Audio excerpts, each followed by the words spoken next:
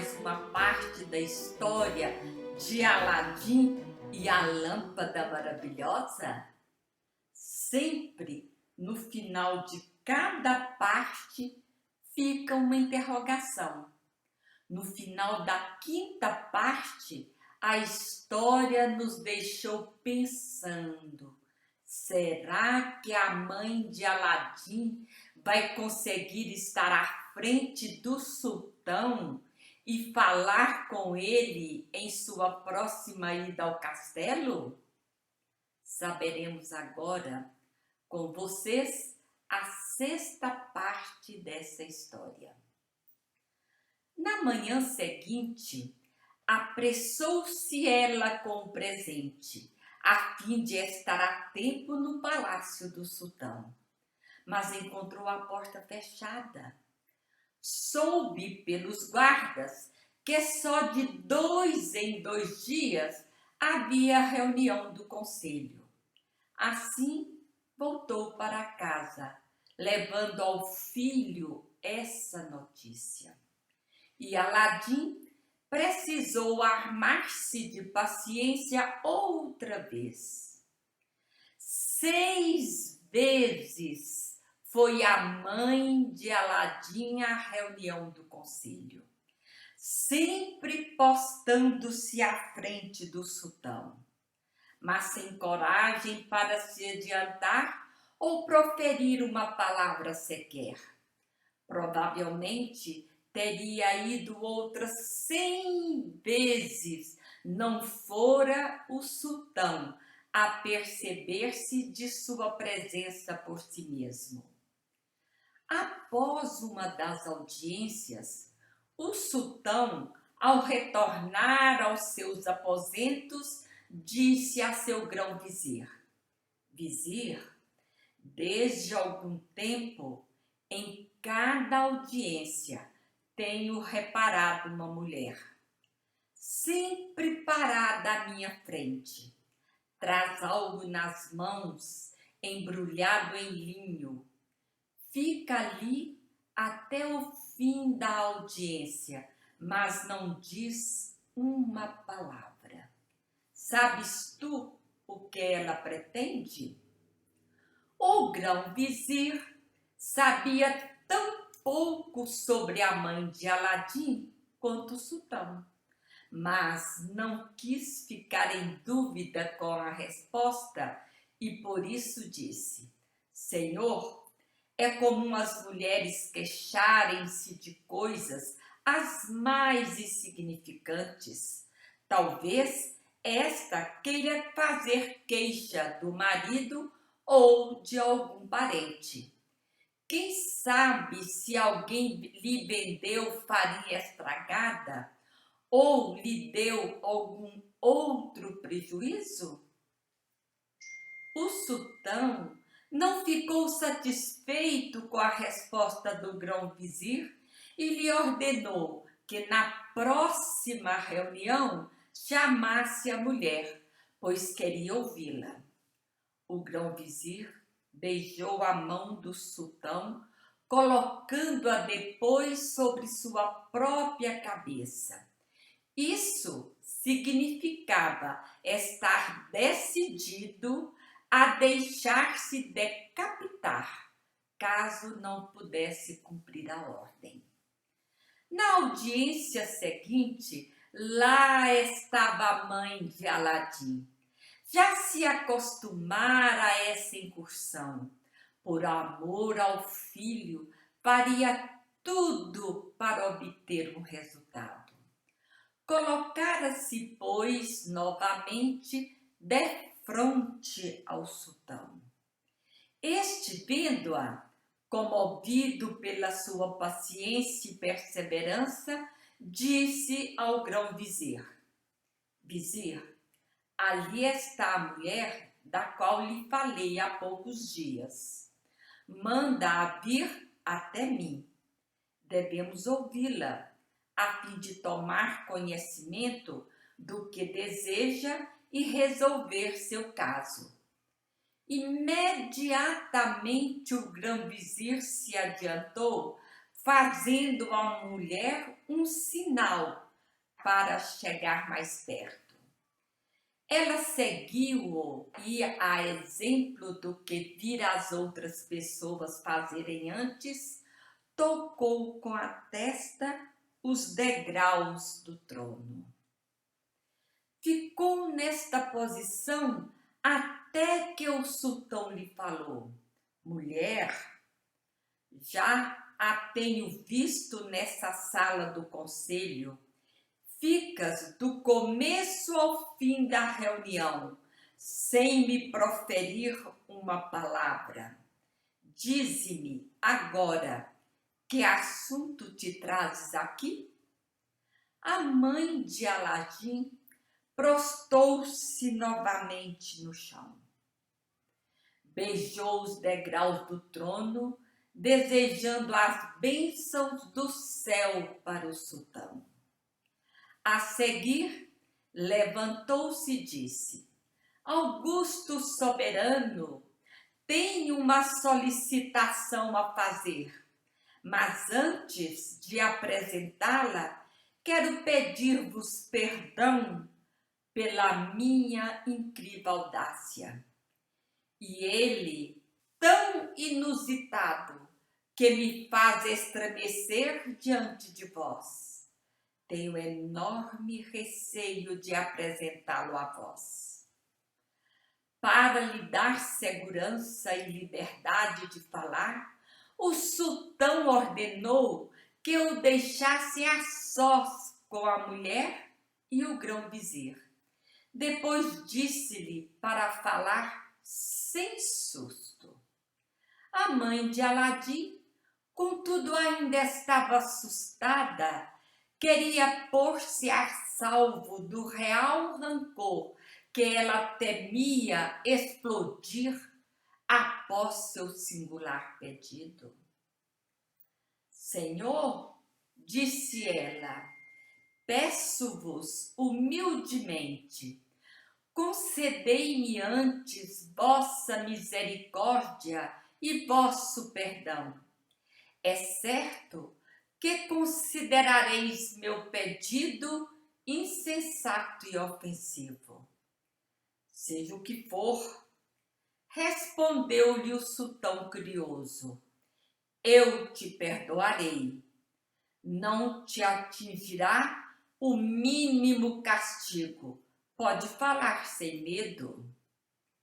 Ela então, com toda a franqueza, contou-lhe como seu filho vira a princesa Badru-Budur e como se aproximara dela e se apaixonara. Falou-lhe dos planos e desejos de Aladim, mencionando também as considerações que levantara contra. Mas, continuou ela, em vez de me ouvir, meu filho continuou firme em seu propósito, ameaçou suicidar-se se eu recusasse vir transmitir-vos seu pedido. E peço-vos, perdoai-me por minha ousadia. Perdoai também o meu filho pelo atrevimento de pensar numa união tão desigual. O sultão ouviu com bondade as palavras da mãe de Aladim e não deu o mínimo sinal de estar zangado. Parecia até que não julgava ridícula aquela loucura. Antes de responder, no entanto, o sultão indagou sorrindo sobre o conteúdo do embrulho de linho. A mãe de Aladim percebeu o sorriso bem-humorado do sultão, atirou-se a seus pés e desembrulhou o vaso, entregando-lhe. Fascinado, O monarca olhou as pedras preciosas. Meu Deus! No primeiro momento, perplexo, não conseguiu dizer uma palavra sequer. Nunca vira tantas e tão caras gemas de tal brilho e de tal tamanho. Maravilhado, tomou o vaso das mãos da mulher e exclamou: como são belas e singulares e preciosas estas pedras! Apanhou uma após outra, examinando o brilho e a pureza. Depois virou-se para o grão-vizir, apontou-lhe o vaso e disse: olha estas pedras, devo confessar que não se pode encontrar em toda a terra nada mais valioso e perfeito. Com palavras de entusiasmo, o grão-vizir concordou. O sultão, porém, continuou: quem pode trazer presente de tal valiosa e tão preciosas joias é digno de ser o esposo de minha filha. Estas palavras deixaram o grão-vizir muito inquieto. Há pouco tempo o sultão dera-lhe a entender que casaria a princesa com seu filho. Em inoportuno momento chegara este valioso presente. Temia agora, com motivos, que o sultão mudasse de ideia. Sussurrou-lhe ao ouvido, aconselhando-o a esperar 3 meses para dar a resposta. Lembrou-lhe também de haver prometido a princesa a seu filho. Em 3 meses, ele, vizir, lhe traria um presente mais valioso. Convencido de que isso era impossível, o sultão concordou em protelar sua decisão pelo tempo pedido. Voltou-se para a mulher e disse: vai para casa, boa mulher. Dize a teu filho que aceito o teu pedido de casamento, mas ele que aguarde 3 meses. São necessários grandes preparativos para tal casamento. Depois desse prazo, volta novamente. A mãe de Aladim agradeceu ao sultão e foi depressa para casa. Sua alegria era enorme. Temera nem ao menos ser ouvida, agora trazia ao filho uma resposta favorável. Aladim percebeu que sua mãe voltara mais cedo que nos outros dias e sem o presente. Vendo-a entrar sorridente, calculou que trazia boas novas. Querida mãe, perguntou, o sultão aceitou meu presente? Que respondeu ele ao teu pedido de casamento? Tirando o véu e sentando-se no divã, ao lado de seu filho, a mãe respondeu: tens motivo para te alegrares. O sultão prometeu dar-te a filha por esposa e contou-lhe tudo o que acontecera. Disse-lhe como apresentar o pedido e, por fim, repetiu exatamente as palavras do sultão quando viu o presente. Só não compreendia a reação do grão-vizir. Parecera tentar que o sultão a repelisse. Alegre e cheio de esperanças, Aladim passou os dias que se seguiram. Julgava-se o mais rico e o mais feliz dos homens. Ele estava profundamente agradecido à sua mãe. Os 3 meses pareciam-lhe uma eternidade.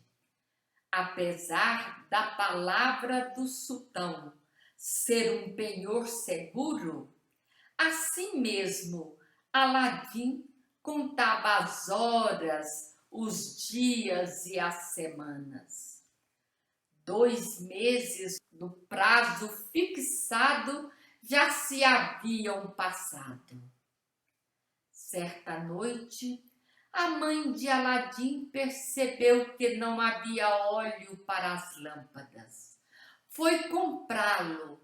Para seu deslumbramento, encontrou a cidade festivamente iluminada.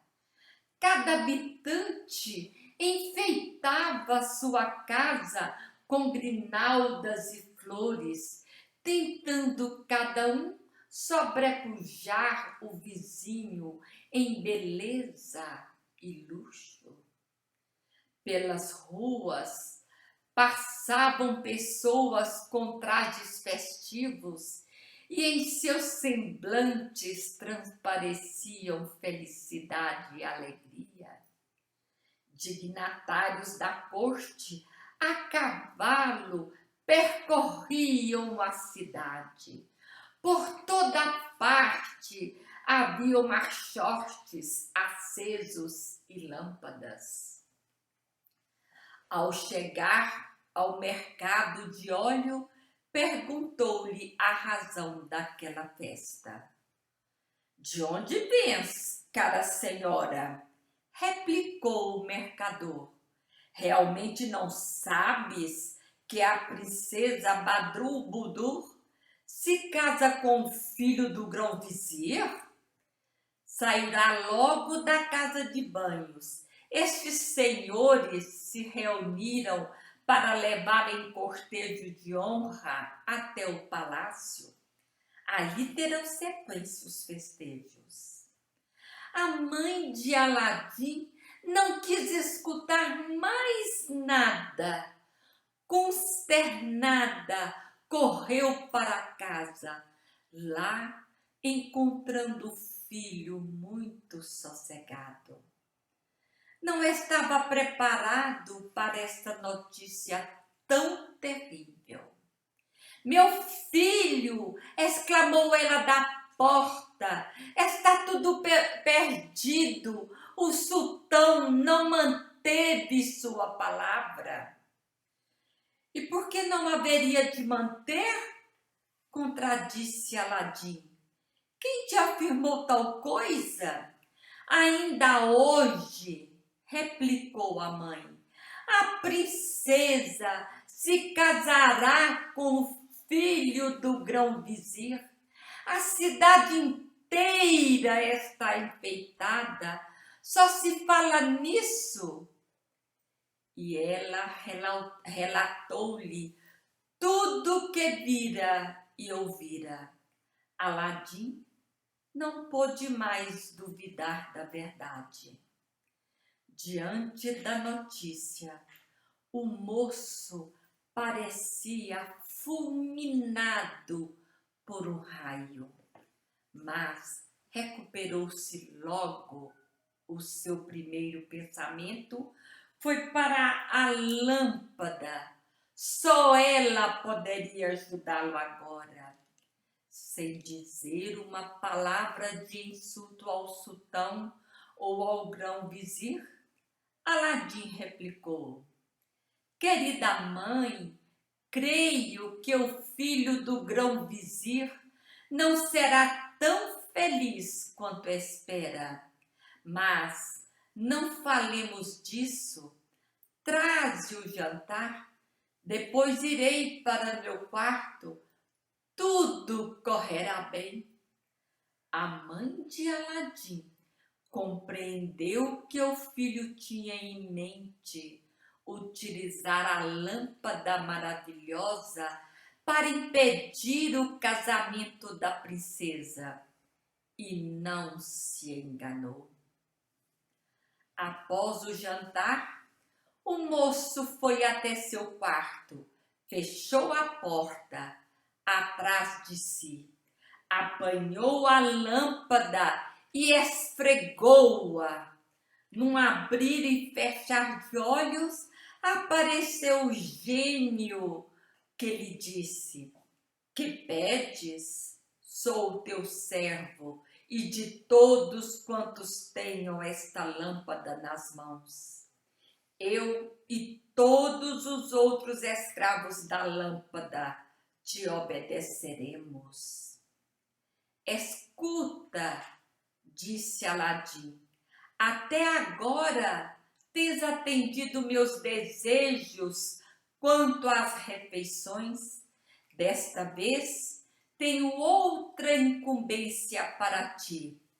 O sultão prometeu-me a mão de sua filha, mas não manteve sua palavra. Antes do prazo de 3 meses, casa com o filho do grão-vizir. Ordeno-te, fiel servo da lâmpada, que raptes os recém-casados e os traga até aqui. Meu amo, respondeu o gênio, cumprirei tua ordem. Tens mais algum desejo? No momento não, disse Aladim. O gênio desapareceu. Aladim voltou à presença da mãe e passou calmamente o resto do dia conversando sobre a princesa, mas falava como se nada houvesse acontecido. Depois de algum tempo, foi novamente a seu quarto, mas não se deitou para dormir. Esperava a volta do gênio com a ordem cumprida. Não demorou muito tempo. O gênio trouxe os recém-casados espantadíssimos. Colocou-os no meio do quarto. Aladim esperava este momento com ansiedade e disse contentíssimo: leva o marido a outro aposento. Amanhã cedo, ao despertar do dia, volta aqui. Prontamente, o gênio levou embora o filho do grão-vizir, deitando-o num pequeno quarto. Ali, bafejou em seu rosto, deixando-o tão tonto que não pôde mexer-se a noite toda.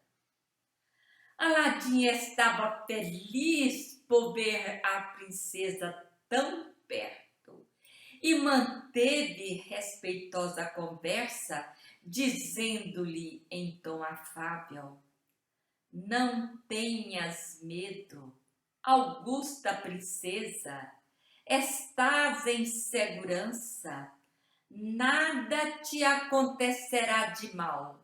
Meu amor por ti sempre está ao teu lado, protegendo-te. A princesa estava atordoada diante desse inesperado e misterioso acontecimento.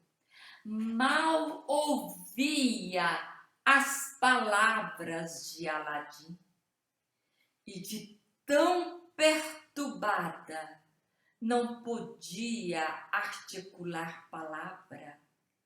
Aladim, no entanto, alegrava-se com o desenrolar dos acontecimentos. Deitou-se em sua cama e adormeceu tranquilamente. A princesa, porém, não pôde dormir, pois era a primeira vez em sua vida que se encontrava em um quarto tão pequeno e escuro. Nunca havia passado noite pior. Mais infeliz, porém, estava o filho do grão-vizir, que não se podia se mover no quarto escuro. Na manhã seguinte, Aladim não precisou esfregar a lâmpada para chamar o gênio. Este, na hora prevista, chegou à sua cama e disse: meu amo e senhor, estou aqui. Ordena e obedecerei alegremente. Vai, disse Aladim, e leva o filho do grão-vizir e a princesa de volta ao palácio do sultão. Imediatamente, o escravo da lâmpada reconduziu os dois ao aposento de onde os havia raptado. Mas o gênio não era visível nem para a princesa, nem para seu marido. Com certeza se assustariam mortalmente se lhe vissem a horrível figura. Também não ouviram nada da conversa entre Aladim e seu raptor. Perceberam apenas que eram levados de um lugar para outro, e isso bastou para lhes causar enorme susto. Nem bem o gênio os deixou em seu quarto, abriu-se a porta e entrou o sultão para saudá-los e desejar-lhes bom dia. O filho do grão-vizir, depois de uma noite toda exposta ao frio, havia se deitado sobre as cobertas. Com desagravo, teve que se levantar. O sultão aproximou-se da cama de sua filha e beijou-a na testa, abençoando-a. Ela, porém, não lhe disse uma só palavra. Olhando-a com mais atenção, o pai viu-lhe no rosto sinais de enorme tristeza. Ficou convencido de que sua filha sofria. Por isso, voltou aos aposentos de sua própria esposa e contou-lhe o que vira. Senhor, disse a sultana, não creio que nossa filha seja infeliz. Talvez ainda estivesse com sono. Esperai, logo mais estará alegre como sempre. Mas vou ter com ela. Só as mães podem perceber melhor o que se passa com as filhas. Indo até o quarto da princesa, a sultana também ficou muito espantada ao perceber que sua filha realmente estava muito abatida. Algo estranho devia ter acontecido para justificar tal perturbação. Que seria? Querida filha, comentou ela, por que não dizes palavras? Por que não corresponde ao meu cumprimento? Dize-me o que te aconteceu? Não me deixes nessa penosa incerteza. A princesa ergueu o rosto e suspirou fundo. Ai, mãe querida, não te zangues se não te recebi como devia. Esta noite aconteceram coisas estranhas que até agora não posso compreender. Ainda estou me esforçando para recobrar o controle de mim mesma. A princesa contou-lhe o que acontecera. Relatou-lhe como fora levada a um quarto simples com seu esposo e em seguida separada dele. Um jovem desconhecido falara-lhe, mas ela, em sua aflição, nada conseguira entender. Depois, o jovem foi para a cama e adormecera calmamente, mãe. Ela continuou, contudo, passara ali a pior de todas as suas noites, tendo sido trazida de volta ao castelo. Ela e seu esposo na manhã seguinte. Mãe, mal havíamos chegado, continuou ela. Meu pai entrou no quarto, eu não estava em condições de o receber. Certamente está zangado comigo, pois não me alegrei com sua visita, mas compreenderá minha tristeza quando souber da terrível aventura que vivi. Espero que me perdoe. A sultana ouviu calmamente a narrativa. Achou-a, porém, tão inacreditável que lhe disse: Querida filha, foi bom nada contares a teu pai. Não fales a ninguém sobre isso. Não te acreditariam e ainda lhe tomariam por louca. Mãe, respondeu a princesa, não estou louca, estou perfeitamente lúcida. Passei de fato por tudo isso. Pergunta a meu marido e ele te contará a mesma coisa. Falarei com ele, replicou a sultana, mas ainda que ele conte a história idêntica à tua, não poderei acreditar. Tira essas tolices da cabeça. Ouve como soam os trombetas e os timbales. Estão chamando todos para as festividades em tua honra. Põe teu melhor vestido e alegra-te. Esquece as fantasias que me contastes, pois garanto que foi um pesadelo. A sultana dirigiu-se ao quarto do sultão e lhe disse que sua filha tivera um pesadelo à noite, por isso mostrava-se inquieta de manhã. Mas agora estava boa. Depois mandou chamar o filho do grão-vizir e perguntou-lhe o que havia de verdade nas palavras de sua jovem esposa.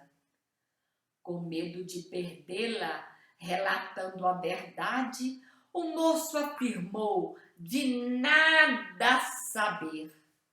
A sultana ficou ainda mais convencida de que sua filha apenas sonhara. As festividades duraram o dia todo. Cantou-se, dançou-se e os músicos não paravam de tocar. A sultana não saía do lado da filha e tentava por todos os meios animá-la e alegrá-la. Mas os acontecimentos da noite anterior haviam sido terríveis e ela não os conseguia esquecer. O filho do grão-vizir também não se sentia à vontade, mas não deixava transparecer sua preocupação. Quem o visse tomava-o pelo mais feliz dos maridos. Aladim também fora à cidade a fim de apreciar a festa. Todos comentavam a honra e a felicidade do filho do grão-vizir, desposando tão linda princesa. Aladim, sorrindo, pensava: não sabeis o que lhe aconteceu ontem à noite, nem sabeis como está o noivo assustado. Depois de algum tempo, Aladim voltou para casa. Lá apanhou a lâmpada e esfregou-a. Imediatamente apareceu o gênio e ofereceu-lhe seus préstimos. E o que será que Aladim pediu ao gênio da lâmpada? Saberemos na próxima terça-feira. Aguardem. Esta história, como todos os dias eu digo, está neste livro, Joias das Mil e Uma Noites. Obrigada.